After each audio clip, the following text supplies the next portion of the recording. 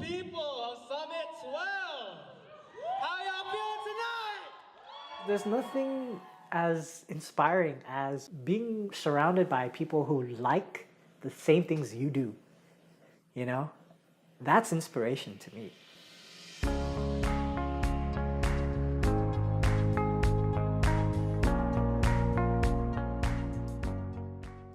I guess I see myself as kind of a Vietnamese community historian to actually understand our history. That's what really hooked me, really got me to understand more about my identity as a Vietnamese American. And I didn't really interact much with the Vietnamese community in high school.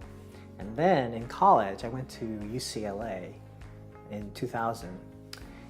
That's where it started to bloom. At the time, there was a group of students or young people who they were starting something called UVSA, United Vietnamese Student Association. The UVSA was high school focused, and then it kind of fizzled out. And we said, how are we organized in the Bay Area? We thought, let's bring back UVSA, but now focus on college instead. And so that's what we set out to do. I was afraid that the organization would die, and I was trying to figure out why. And I actually found a number of other attempts at a unity among college VSAs. The question is, why wasn't it continuous? Why did it kind of just die? And then it would pick up again, die, then pick up again. We need a healthy organization. We need a healthy community. And what's one way that you can do it is foster these relationships, foster these conversations. How do you have those kind of honest conversations?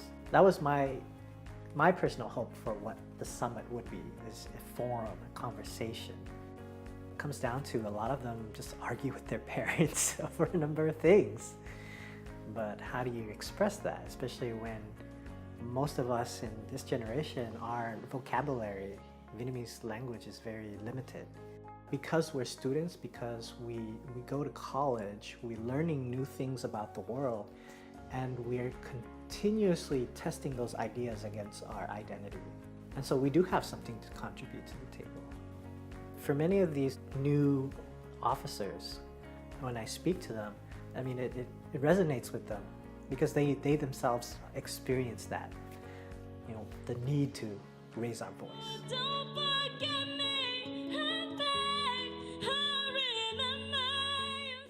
I have heard those kind of conversations where, are you Vietnamese or American? As if you can't be both. They use the term or. And or puts two ideas against each other, right? There's a boundary between them. But, you know, it's also possible to use the word and. You're Vietnamese and American. You can navigate between the two worlds and you can see things in a different way depending on your origin. You're no longer uncomfortable having to decide between the two. You're embracing both. And there's nothing more powerful than a person who has no more reservations about who they are. No more having to decide. You're just both.